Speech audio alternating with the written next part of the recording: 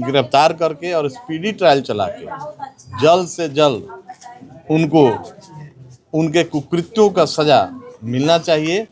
कि जो घटना है ये बहुत गलत घटना है। आपको हत्या करने का अधिकार नहीं है। एक ऐसे देशभक्त का, एक ऐसे समाज सेवी का जो अपने लिए नहीं, अपने समाज के लिए, अपने देश के लिए आवाज उठाएगा, तो आप उसको गोली मारकर हत्या कर दीजिएगा। ये कतई बर्दाश्त नहीं है। लेकिन आपके के मुद्दे पे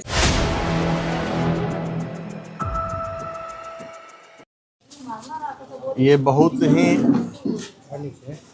अत्यंत दुखद घटना घटी है। हम लोगों के भाई स्वर्गीय भारत भूषण जी को गोली मारकर हत्या कर दिया गया है। आज हम अपने परिवार के लोगों से आकर मिले हैं। इस दुख के घड़ी में परिवार के साथ हमारी पूरी संवेदना है और हर कदम पर परिवार के साथ हम खड़े हैं। न्यायिक जांच जो हो रहा है वो तेज गति से जांच हो और जो दोषी हैं, जिन पर मुकदमा दर्ज हुआ है, दोषियों की तुरंत गिरफ्तार करके और स्पीडी ट्रायल चला के जल्द से जल्द उनको उनके कुकृत्यों का सजा मिलना चाहिए।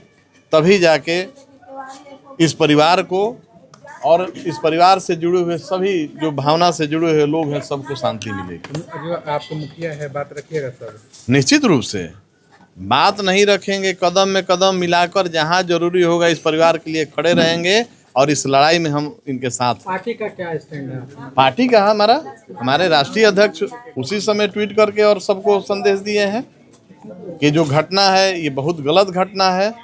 आपको हत्या करने का अधिकार नहीं है। एक ऐसे देशभक्त का, एक ऐसे समाज सेवी का जो अपने लिए नहीं, अपने समाज के लिए, अपने देश के लिए आवाज उठाएगा, तो आप उसको गोली मारकर हत्या कर दीजिएगा। ये कतई बर्दाश्त नहीं है। लेकिन जवैनिया के मुद्दे पे, जवैनिया के जो लोग विस्थापित लोग हैं उनके मुद्दे पे आवाज उठाते थे, अब तो उनका आवाज जो है वो दब गया। तो कैसे जवैनिया के नहीं, अभी भारत जी हम लोगों के बीच अब नहीं है, लेकिन उनका सोच और उन्होंने जो रास्ता दिखाया है उस पर सारे नौजवान भरत तिवारी बनकर, जवैनिया गांव हो या वैसे जो भी गांव हो या जो भी वैसे समस्या से जूझते हुए लोग हों, उनका आवाज उठता रहेगा। सपना साकार होगा निश्चित रूप से, निश्चित रूप से। ये जो नेता है बीजेपी के नागमणि जी, उन्होंने जिस तरीके के मर्यादित भाषा इस्तेमाल किया, उस पर आप क्या कहेंगे? उनका दिमागी संतुलन ठीक नहीं है। अगर इस तरीके का वक्तव्य उन्होंने दिया है तो ये बहुत ही घृणित वक्तव्य है और ऐसे लोगों का आप लोग, हम समझते हैं कि अपना ऐसा बयान देकर अपने आप को चर्चा में रखना चाहते हैं, तो ऐसे लोगों की चर्चा ही नहीं की जानी चाहिए। पीछे नहीं हट रहे बयान से, हम कह रहे हैं कि हम जो बोले वो सही बोले। माझी जी को आप लोग जानते हैं, माझी जी क्या बोलेंगे उनको ठीक नहीं रहता है। लेकिन हम लोग इसका तीव्र विरोध करते हैं, इसकी निंदा करते हैं, कठोर निंदा करते हैं। ऐसे वक्तव्यों से आप क्या संदेश देना चाहते हैं? जहां एक युवक, एक परिवार का बेटा, एक गांव का लड़का, एक पूरे समाज का एक व्यक्ति चला गया और जिसका गोली मारकर हत्या कर दिया गया है, और उस पर आप इस तरीके का वक्तव्य दे रहे हैं, बहुत ही शर्मनाक है। एडमिनिस्ट्रेशन की तरफ से दबाव आ रहा है। एडमिनिस्ट्रेशन की तरफ से परिवार वालों पे दबाव आ रहा है क्या? वो जो गलत लोग हैं वो किसी भी दबाव बनाकर वो बचेंगे नहीं।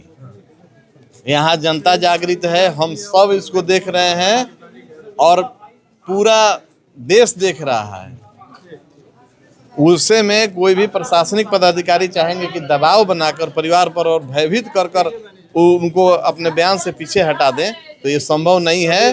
और पूरा परिवार के साथ पूरा बिहार, पूरा देश खड़ा है, हमारे जैसे लोग और नौजवान खड़े हैं, कोई इनको भयभीत नहीं कर पाएगा। ऐसी घटना में हाँ, निश्चित रूप से बिहार आएंगे तो निश्चित रूप से आएंगे। ऐसी घटना में देखा जाता है कि तुरंत सुरक्षा मिलता है, लेकिन अभी तक परिवार वालों को कोई प्रशासन की तरफ से सुरक्षा नहीं मिला है, प्रोटेक्शन नहीं। इस पर बात होगी, निश्चित रूप से हम ऊपर बात रखेंगे और परिवार को निश्चित रूप से सुरक्षा मिलनी चाहिए। लेकिन वही पुलिस जो इस घटना में शामिल है, तो आप लोग भी सब टेक्निकल बात को समझ रहे हैं। बाकी यहाँ के सारे लोग जागृत हैं और परिवार को कोई भयभीत करा के, डरा के चाहेगा कि समाज को दबा दे, वो संभव नहीं है। परिवार वालों को यह भी आरोप है कि जो न्यायिक जांच हो रही है, जांच टीम में जो दोषी है उसको भी शामिल किया गया, उनको इस केस से रिमूव करने के लिए। नहीं, इस जांच में जो हमको जानकारी है डीआईजी इस केस के आईओ हैं, तो डीआईजी के अधीन ये जांच है और न्यायिक जांच जो गठन किया गया है वो अलग से है और सब पर नज़र है हम लोगों का। कहीं त्रुटि होगा, कहीं कुछ होगा तो निश्चित रूप से उस पर हम लोग कार्रवाई करेंगे। धन्यवाद।